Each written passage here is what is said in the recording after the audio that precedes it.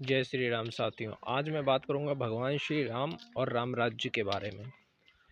तो भगवान श्री राम जो है, उनके जैसा पुत्र, उनके जैसा पति, उनके जैसा दोस्त या उनके जैसा इंसान ना कोई था, ना है, ना होगा।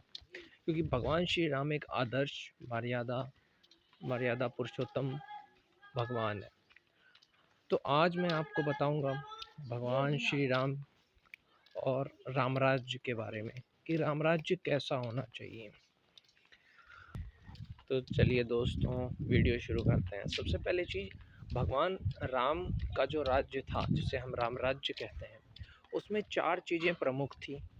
पहली चीज़ थी सत्य, दूसरी चीज़ थी शुद्धता, तीसरी चीज़ थी दया और चौथी चीज़ थी दान। इन 4 सिद्धांतों पे ही चल रहा था उनका राम राज्य। जहाँ कहीं भी सुख है, शांति है, वो इन 4 सिद्धांतों पे ही है। पहला सत्य, दूसरा दया, तीसरा दान, चौथा शुद्धता। सबसे पहली चीज़ क्या है, सत्य पे चलता था राम राज्य। राम राज्य में सबको इंसाफ मिलता था। ऐसा नहीं था कि किसी के साथ अन्याय होता था। मैं देखता हूँ अक्सर जो दलित भाई है, वो ये आरोप लगाते रहते हैं कि भगवान श्री राम ने शंभुक का वध किया, या ये आरोप लगाते हैं कि भगवान श्री राम ने सीता को छोड़ दिया।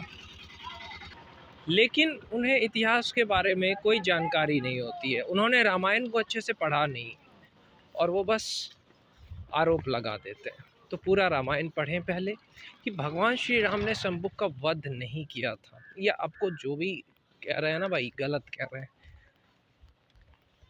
और इसको मैं सिद्ध कर सकता हूँ यार। देखो, सबसे पहली चीज़, शंभुक जो था वो एक दुष्ट था, ठीक है। और भगवान श्री राम ने उसका वध नहीं किया था यार। जो शंभुक था वो क्या था, दुष्ट था, जो भगवान का नाम ले रहा था, पापी था, इसलिए उसका भगवान श्री राम ने मारा था। ऐसा नहीं था कि वो दलित था इसीलिए। और माता सीता को भगवान ने क्यों छोड़ा, क्योंकि उनकी लीलाएं समाप्त होने वाली थी, इसी वजह से। आज मैं इसलिए कहना चाहता हूँ कि राम राज्य इसलिए ज़रूरी है कि देखो, भगवान श्री राम से आप ये क्यों नहीं सीख सकते कि भाई भाईचारे की बात, भाई भाई में आज देखो गला काट रहा है कोई, एक दूसरे को मार रहा है कोई। लेकिन भगवान श्री राम 4 भाई थे, लक्ष्मण, भरत, शत्रुघ्न, राम, लेकिन सब में एकता थी। तो भगवान श्री राम के राज्य में एकता है, अखंडता है, अखंड है, कोई नहीं तोड़ सकता यार। ये सारी चीज़ें आपको और किसी भी जगह देखने नहीं मिलेगी। आप मुगलों को देख लो, मुगलों के इतिहास को देखो। भाई ने भाई को मारा, औरंगजेब ने अपने भाई को मारा है राजगद्दी के लिए। और यहाँ पे भगवान श्री राम ने भरत को ऐसे ही राज्य सौंप दिया कि जाओ भरत, तुम राज्य करो। भगवान श्री राम ने पिता के आदेश पे 2 मिनट में अपना राज्य छोड़ दिया। और यहाँ पे औरंगजेब नाम का दुष्ट, मुगलों का इतिहास देखो कि अपनी राजगद्दी के लिए अपने भाई का कत्ल करा दिया जाता है औरंगजेब के द्वारा। आप पढ़ सकते हो। ये इनका इतिहास है, हमारा इतिहास नहीं है। हमारे इतिहास में भाई भाई का है।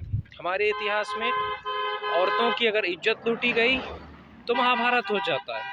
हमारे इतिहास में कोई भी गलत करता है तो उसका फल उसको भोगना ही पड़ता है।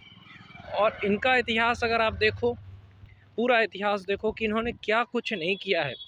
ज़बरदस्ती लोगों को धर्म परिवर्तन करवाया इन्होंने। तो ये सारी चीज़ें इनका इतिहास है, हमारा इतिहास नहीं है। हमारा इतिहास ये है कि हमें सुख, शांति, समृद्धि और एकता सब कुछ बनाए रखने की सीख देती है हमारा सनातन धर्म। तो भगवान राम राज्य में ये भी था कि एक राजा किस तरीके से राज्य चलाता है, वो भी शिक्षा आपको मिलती है कि एक राजा जो है वो अपनी प्रजा की सुनता है। भगवान श्री राम सबके साथ न्याय करते थे, यहाँ तक कि मैंने पढ़ा है कहीं पे कुत्ते के साथ भी उन्होंने न्याय करा है।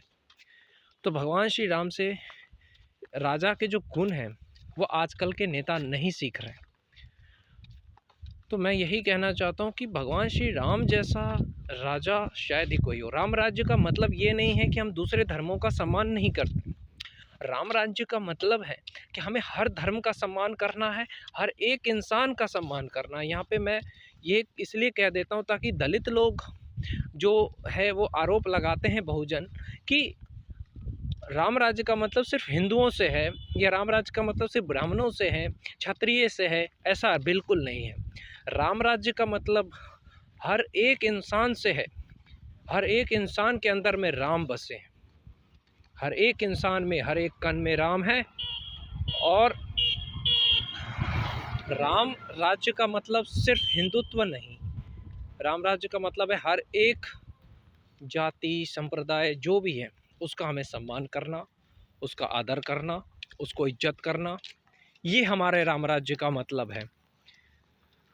अब मैं बताता हूँ राम राज्य में जो श्रमिक थे, जो कारीगर थे, मजदूर थे, मिस्त्री थे, उसका बहुत ज़्यादा उसको ज़्यादा महत्व दिया जाता था। मजदूरों को, श्रमिकों को महत्व दिया जाता था।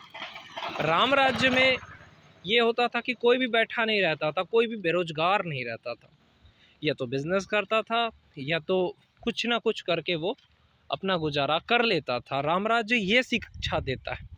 राम राज्य का मतलब ये नहीं कि बेरोजगारी बढ़ती है, राम राज्य में समृद्धि है, शांति है, कोई युद्ध नहीं हो रहा है। आज देखिए हर जगह युद्ध हो रहा है, इजराइल, फिलिस्तीन, हर जगह भारत, पाकिस्तान, मारपीट हो रहा है हर जगह। लेकिन राम राज्य आने से क्या हुआ? राम राज्य का मतलब क्या है कि किसी भी देश से हमें लड़ाई नहीं करनी है, हाँ, लेकिन शक्तिशाली बनानी है अपने राज्य को ताकि कोई और देश हम पे हमला ना कर सके। ये भी हमें राम राज्य से सीखने मिलता है। भगवान श्री राम ने जो एक राज्य की कल्पना है उसको इतने अच्छे से बनाया कि हम किसी से लड़ाई नहीं करेंगे। पूरे देश में आज देखिए आतंकवाद फैल रहा है, इसका कारण यही है कि राम राज्य नहीं है।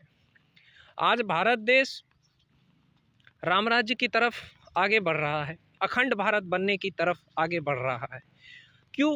क्योंकि देखिए नरेंद्र मोदी जी ने जो हमारे देश को जितनी तरक्की करवाई, जितना आगे बढ़ाया, जितना नाम दिया, आज विदेशों में भारत का जय जयकार हो रहा है।